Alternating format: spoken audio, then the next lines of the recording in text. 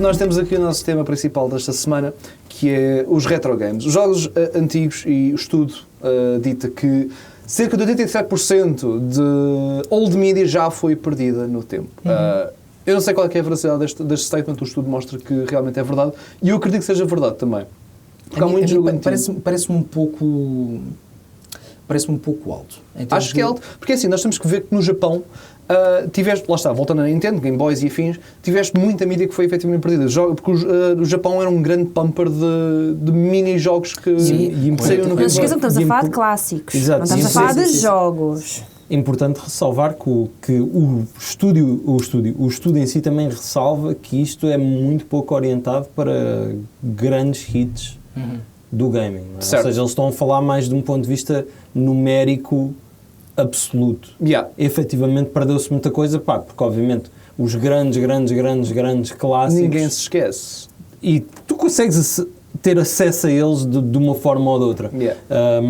Mas eu acho que o problema deles é a forma outra. Exato, como é que tu consegues não aceder? Que esteja disponível no mercado, porque é isso que o estudo mostra, é que se não tiveres dinheiro para investir em consolas antigas, não é? Ou se não conseguires deslocar-te fisicamente a espaços para poder jogar, resta-te a pirataria. Nada.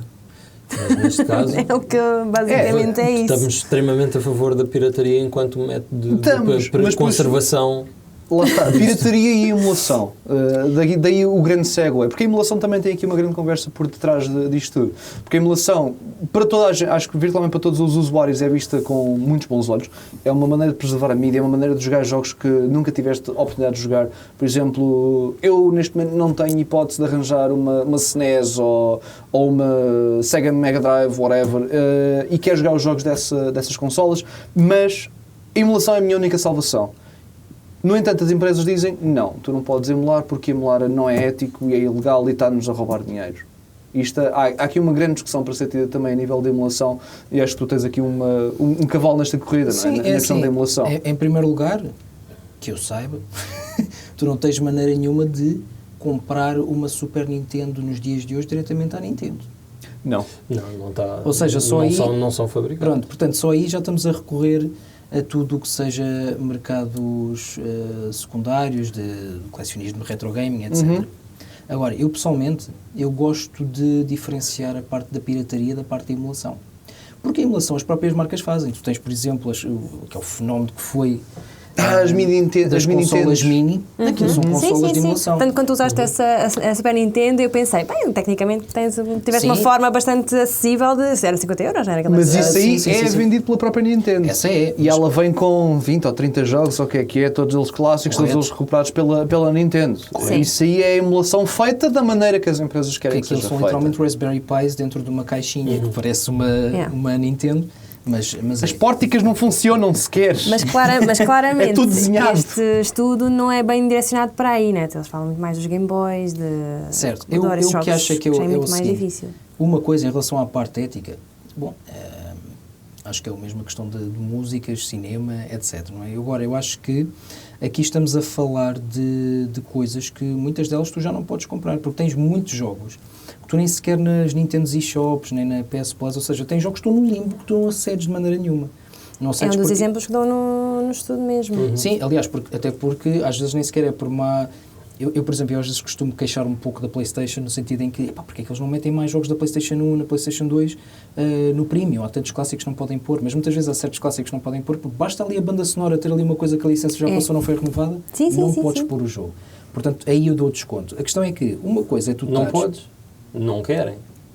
É pá, na sua essência. Exatamente, lá está. A mídia de facto é perdida. Sim, porque... desculpa, mas é um preciosista com o teu ponto. Não, mas é verdade, porque, certo, mas aí não sei até que ponto é que eles depois também não têm de gastar dinheiro e se justifica para pôr certas coisas que se calhar é só para ali para tocar a 2 ou 3 saudosistas. Por exemplo, olha o Crazy Taxi. O Crazy Taxi estava recheado de grandes soundtracks. Sim, tinhas Offspring, tinhas o próprio Tony Hawk, etc. Exatamente, o Tony Hawk, é verdade. Agora bateu-me aqui uma saudade. Que hoje em dia eram DMCAs atrás de DMCAs, não é? Isso é mídia que tu não vês remakes destes jogos em quase lado nenhum. Agora, o que eu acho que é um cenário completamente diferente, tu estares literalmente a... É que, no fundo, vamos ver uma coisa é tu pirateares, como há malta que faz, e isso eu condeno, por exemplo, um Breath of the Wild, ou um Tears of the Kingdom, que é o É jogo. um jogo moderno. O jogo está no mercado, não é? E há malta que, por exemplo, não compra o jogo e está a emulá-lo no PC.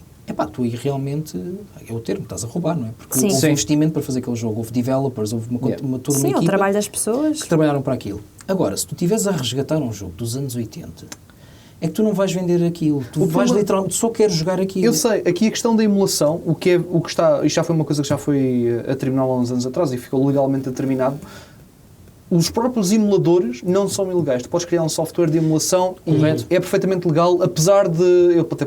Foi a própria Nintendo que refutou bastante a questão dos emuladores e não queriam emuladores e não queriam que fossem legais, mas foi determinado em tribunal que os emuladores são legais. O que é ilegal é a distribuição das ROMs. Ou seja, daquilo que usa para emular o próprio jogo. Pronto. Sim. O próprio jogo é que é ilegal. Mas aqui surge aqui outro problema, que é como é que tu legalmente portas um jogo, tu, sujeito normal, de uma cartridge antiga para o teu PC para conseguires correr?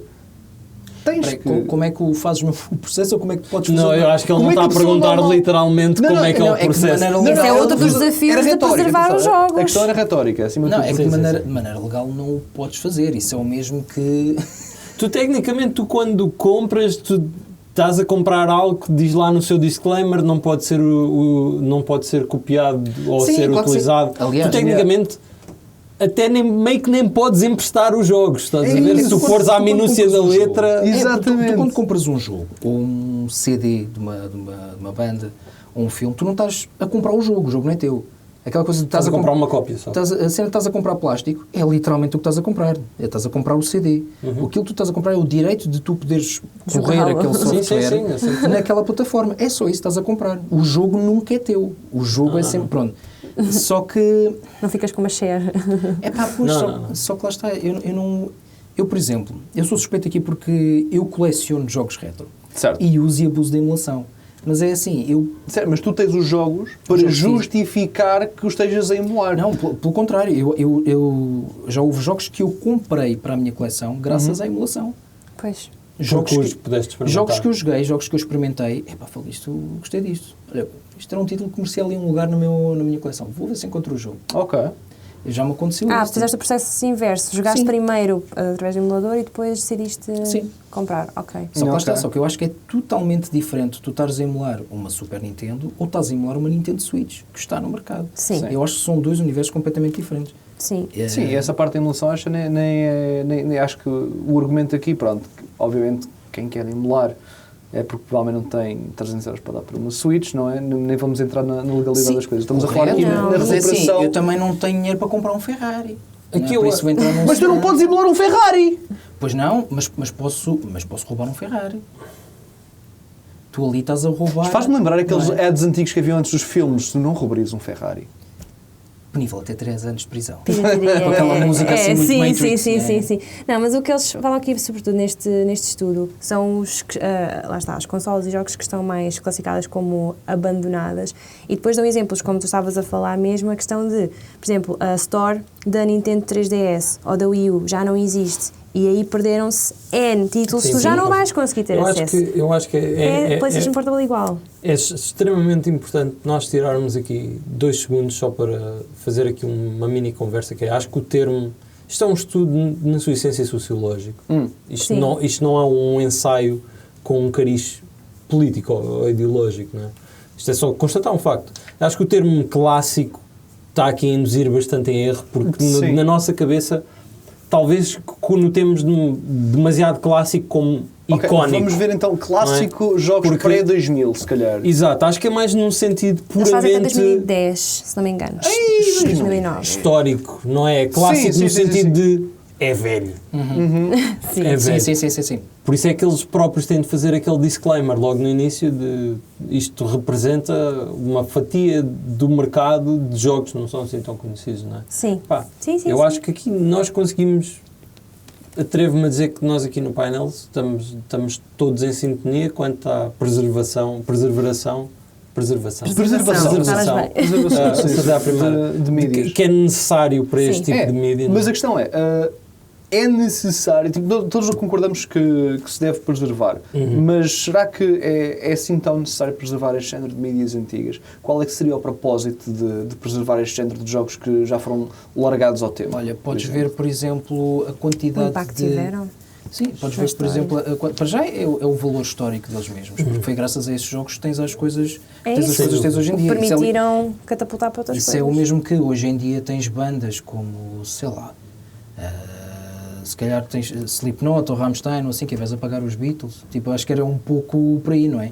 Os jogos que nós temos hoje em dia são o que são por causa destes jogos do passado. Exatamente, não é? Acho que é importante, e desculpa em fazer esta interrupção, mas isto, tu consegues extrapolar isto para tudo, não é? Sim, literalmente, porque é que é importante livros, tu... música... Mais até do foro pessoal, porque é que é importante para ti tu preservares fotos tuas. Sabes, tu tens um culto enorme dentro da área dos cinemas mudo.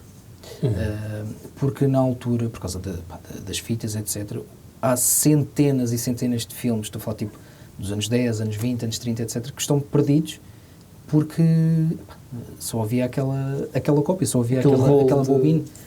Isto principalmente, por exemplo, dentro dos filmes do terror. Eu sou um bocado suspeito, eu adoro filmes de terror da era muda. Tu tens um filme que aquilo durante muito tempo foi considerado um mito, que se chama London After Midnight. Esse filme, o que existe são 10 minutos desse filme, não tens mais nada. Há quem diga que ainda existem bobines em coleções particulares, há quem diga aquela questão. Mas o que é certo é que, fazendo este paralelismo com o retro gaming, eu acho que a maior parte das pessoas se calhar não está a par da quantidade de projetos que foram recuperados e a quantidade de projetos que nasceram graças à emulação. Tu tens jogos como, por exemplo, há um jogo muito obscuro da NES chamado Bioforce Ape.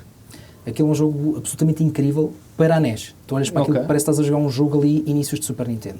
O jogo nunca saiu. No entanto, havia um protótipo. Esse protótipo foi encontrado, foi parar às mãos de um colecionador. Ele fez a dump da ROM e disponibilizou o jogo gratuitamente para a malta jogar. Mas se o jogo nunca saiu, será que foi Porquê é que o jogo nunca saiu? Acho que é importante terminar isto. Porque pode ter sido mesmo decisão do autor nunca lançar o próprio jogo, estás a ver? Pode, certo. Mas a questão é que, para ele ter o protótipo, aquilo chegou às mãos de alguém, não é? E tu tens imensos casos destes. Tu tens, por exemplo, tu tens uma comunidade enorme, que é o chamado da malta que faz jogos homebrew, ou seja, jogos caseiros. Sim. Continuam a ser lançados jogos para a NES, continuam a ser lançados jogos para a Mega Drive, para a Super Nintendo. Se fores para os microcomputadores, por exemplo, ZX Spectrum, todos os meses saem jogos para o Spectrum. Eu tenho uma Spectrum. A sério? Tenho. Todos os meses saem jogos para o Spectrum e para o Commodore Amiga, por exemplo. E esses projetos, muitos deles, até são testados em emuladores. Tens a questão da preservação, tens também uma outra ramificação dos jogos homebrew que eu adoro, que são os ROM hacks, que é a malta que agarra no código original, mas depois altera aquilo tudo. Eu, por exemplo, eu tenho em cartucho... Ou seja, mods de... Sim, eu, por exemplo, eu tenho em cartucho um cartucho reprodução, aquilo nunca esteve à venda, que é o Streets of Rage 2, onde tens a personagem Sketch Turner do Comic Zone, que era um jogo também, e tu estás a jogar com o Sketch de Comic Zone no Streets of Rage 2. Isso é muito engraçado. Agora, dizem-me aqui... Faz um mod. Agora, é o modo agora estás-me a dizer... Agora, por exemplo, imagina que me dizem, mas isso se calhar a nível ético é... Então isso é o mesmo que eu fazer um cover de uma música, sei lá, dos Rolling Stones. Pessoalmente, eu acho que para estas coisas, tendo em conta que o desenvolvimento da tecnologia é uma coisa que ocorre numa escala temporal muito mais reduzida do que a maior parte das coisas que nós estamos acostumados, digamos, medicina ou quer que seja, regra geral, tecnologia evolui muito mais rápido do que tudo o resto. Então acho que mesmo as nossas balizas do que é que se deve tornar domínio público, se calhar têm de ser muito reduzidas, não é? No caso de música, difere de país para país, mas regra geral ao fim de 75 anos uma coisa torna-se domínio público. É muito difícil a nível de gaming. É que temos sempre aqui a questão das developers e mas para todos os efeitos isto é do povo. Isto chega a um ponto em que se torna uma peça basilar da vida de tantas pessoas que ao fim de eu não digo 10 anos, tudo bem, mas se calhar ao fim de 25, 30 anos devolvam isto à humanidade. Isto é herança cultural. Eu sinto-me obrigado a concordar, mas como é que isso passa por muita nuance? É que a mídia deste género envolve demasiadas pessoas, demasiadas empresas que se calhar querem preservar os direitos àquela mídia. Porque tu tens jogos que já podiam fazer parte da consumo. Isto existe? Isto alguma vez foi criado? Isso alguma vez surgiu? O quê? Essa questão, a nível de mídia de gaming e afins, algum jogo uma vez foi assim aberto ao público dessa forma? Em que sentido? Eu acho que... Tipo ser quase do domínio público. Não é? Sim. Quase tipo free... Sim, o jogo pertencer ao público, ponto. Eu posso estar redondamente enganado, mas eu acho que existem alguns jogos, ainda do tempo do DOS, que estavam considerados abandonware e que de alguma maneira os direitos foram cedidos de maneira a haver pastas... A ser o uso comum. Sim. Agora não sei a veracidade disto, não sei se realmente foi feito legal, no sentido de estamos a ceder isto. O primeiro jogo, acho que toda a gente sabe, o primeiro jogo de todos foi o Pong. Foi o primeiro jogo digital alguma vez criado. Tiveste umas coisas... Mas sim, o Pong foi o primeiro... Sim, mas foi a gênese disto, sim. Exatamente. E daí, o Pong... A base do Pong é domínio público. Imagina, isto remete ainda para uma questão mais complexa. O próprio lançamento do Pong foi controverso, em termos de direitos. Aqui o que é que é... Houve confusão. O que é que aqui preocupa? É uma questão de propriedade intelectual ou uma questão da coisa em si ou uma questão de ambas? Porque, por exemplo, tu podes fazer o Snake. O Snake é fácil de codar. Certo. O que é que te impede a ti não podes vender o Snake? Snake? Tens que chamar Worm para aí. Ou coisa. Tudo bem, mas então, porque é que nós não podemos aplicar esta mesma lógica a videojogos? Percebes o que é que eu estou a dizer? Se uma mas coisa... acho que é pelos jogos que existem mesmo. Que não, mas tudo bem, mas se a partir do momento em que uma coisa, qualquer pessoa consegue fazer uma cópia disto, porque é que a coisa não é simplesmente domínio público? Ou seja, eu não estou a dizer, agora bora todos fazer um Super Mario e passar a jogar esse Super Mario em vez do Super Mario, que é o, sei lá, o Super Jorge. Uma cena assim qualquer. Super Jorge. O canalizador português. Exato. Super António. Olha que Super Jorge. Era fenomenal. O meu ponto aqui é, se chegamos a um ponto em que tecnologicamente isto já está ao acesso de toda a gente, por que não tornar isto público? Percebes o que é que eu estou a dizer? Não há uma necessidade de nós vendermos um Snake se nós aqui está ao acesso de nós todos fazer o Snake. Agora, se está ao acesso de nós todos fazer o, sei lá, GTA V, pá, se calhar não. Para já não. Mas mesmo que conseguisses, não era o Super Mario, não era o GTA V. Mesmo que conseguisses, não queria ser o GTA V. A minha questão é, eu vou mandar isto para o ar. Manda para o ar. Deixa cá ver. Se eu vos disser, quem é que daqui já jogou o Tengai Makio Zero? Não sei o que é isso sequer. Pronto, cá está. Foi um RPG da Super Famicom. Nunca saiu do Japão. Faz parte. Foi buscar a coisa mais obscura que ele não, mas de propósito. Faz parte de uma... Não chegou à Europa? Não, esse em concreto não. Aquilo faz parte de uma série, mas esse em concreto é um só saiu na Super Nintendo. Aquilo não foi propriamente um grande sucesso. Foi um jogo oficial, saiu. Eu tenho, orgulhosamente, na minha coleção, um cartucho lá, completo, com o manual e tudo. No entanto, a questão é, se alguém ficar curioso com aquele jogo, viu um trailer, viu uma review no YouTube, eu vou sacar isto para jogar no meu emulador. Porque para já não pode comprar aquilo em lado nenhum. Só pode comprar o cartucho, mas lá está aí, não está a pagar nem aos developers, não está a pagar a ninguém que esteve envolvido com aquele jogo. Nem à pessoa, a economia paralela. Nem à pessoa que produziu o cartucho em si. Uhum. Portanto, se aquela pessoa decidisse sacar aquele ROM e correr no emulador, a quem é que aquela pessoa está a roubar dinheiro? Essa é que é a minha questão. Pois. Ou seja, no fundo, qual é o mal? O mal aqui é que estás a criar uma cópia adicional do jogo, aqui falando como Devil's Advocate, estás a gerar uma cópia adicional do jogo sem atribuir recursos às pessoas que originalmente criaram o tal jogo. Mas o problema é que isto... tu quando remetes para essa conversa, isto ainda fica uma coisa mais complicada, porque a partir do momento em que tu começas a dizer, ok, a royalty é devida a quem, mas é devida às pessoas que tiveram a fazer isto, aos gajos que tiveram no Unreal Engine ou no Blender ou quer que seja, ali a fazer manualmente os calhaus e ao resto das pessoas que codaram, ou royalty é devida à empresa e, no final de contas, aos acionistas. Quem teve a ideia. Percebes o que é que eu estou a dizer? É que nós quando queremos fazer uma emulação, sei lá, do Final Fantasy VII. Está a perder dinheiro. Estás a ver? Nós estamos a dever dinheiro ao Nobuo Uematsu que fez a banda sonora. O compositor preferido. Ou estamos a dever dinheiro neste caso deverias à Square Enix. Percebes o que é que eu estou a dizer? Tem agora os direitos. Pois, e depois... provavelmente é mais por aí. É que se me dissessem, olha, manda lá um MB8 de 5 paus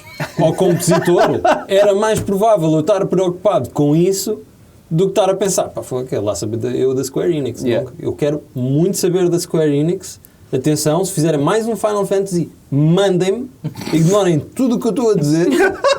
Não fui eu, foi o Super Jorge. Não fui eu, isto aqui é um debate abstrato. Okay? Estamos a falar alegadamente, hipoteticamente. Isto é puramente hipotético. Eu acho que, no fim de contas, a pergunta é: isto vai ter impacto? Este estudo vai ter impacto? Eu acho que as pessoas vão continuar a fazer.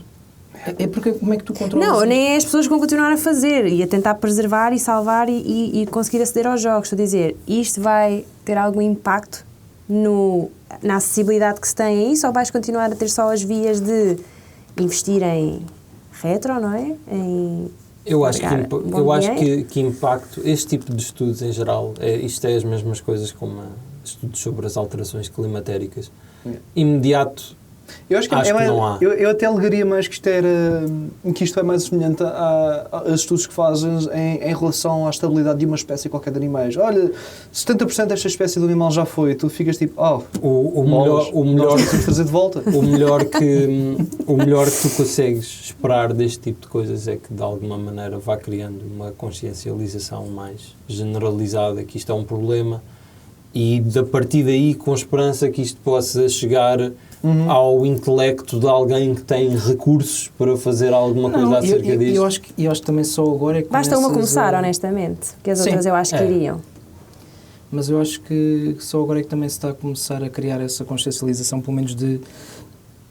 a importância e o valor da história da coisa. Exatamente, porque parecendo não. Videojogos é uma coisa recente. Videojogos é uma coisa de quê? De 70s? 70s. Percebes o que eu quero dizer? 70s. Tipo, não há propriamente assim uma coisa... Vou utilizar aqui uma expressão inglesa. Established. Foi bom? Como a música, como o cinema, etc. Os videojogos eram jogos. Sim, era visto para jogos não ecrã. Até ali, finais de 80, até eram comercializados como... Eram brinquedos. Só mal ligado à televisão. Hoje em dia não. Hoje em dia já há tudo... uma indústria à volta, sim, não é? Uma indústria e muito dinheiro. Uma cultura. E se calhar outras expressões artísticas que vieram de videojogos, etc. E eu acho que a malta agora se calhar começa a olhar para isto. Porque lá está, por exemplo, os meus pais não foram filhos de pessoas que jogaram. Mas a malta de hoje em dia, sim, já são filhos de malta que jogou ou já começam a ser netos. E foram estabelecidos outros valores. O meu filho tem literalmente uma máquina de arcada no quarto dele que eu não tenho lá. Pronto, é um bocado... Gosto. Nice. Adoro-me. Eu ia dizer isso, mas não queria parecer. É fixe. Mas acho que é um bocado por aí, é que estas coisas realmente têm importância. E ao estares a deixar este software no limbo, é que nem a questão de, nunca mais vou poder jogar aquilo, ou mais ninguém vai ficar a conhecer este jogo. Não, foi o que isto simbolizou na altura, o que isto revolucionou, o que isto... A herança cultural da humanidade é importante preservar. Esse é o final de coisa. O problema é que tu não consideravas gaming como sendo alguma coisa cultural, um fenómeno cultural ou um fenómeno sequer... Mas agora já há museus para, portanto... Efetivamente. Mas é isso. É que antigamente isto era um brinquedo, era mais uma coisa. Agora abro esta pergunta a vocês porque eu genuinamente não sei, ou talvez alguém que esteja na edição onde possa dizer isto. Há jogos em bibliotecas ou em ludotecas? Tu podes ir a uma biblioteca e pegar um jogo? Boa pergunta. Por acaso não faço a mesma ideia. Eu ia fazer piada da minha biblioteca da Steam. Se cá em Portugal, não sei o que é que se o Mário tem alguma coisa aberta, disponibilizada, do retro. Eu acho que sim. Cá não sei, mas eu acho que sim. É cá... Tu antigamente não tinhas a Blockbusters onde tu ias alugar jogos lá, alugavas filmes e jogos. Imagina, neste estudo eles dizem isso. Neste estudo eles dizem isso, que as pessoas só têm como alternativa deslocarem-se a um local para, portanto... Portanto, tecnicamente, eu diria que sim, bibliotecas não, mas pronto, de qualquer das formas, acho que sim. Mas por acaso gostava mesmo de saber se já há jogos que tu possas alugar ou requisitar, vá. À partida. Tu tens uma loja no Dolce Vita.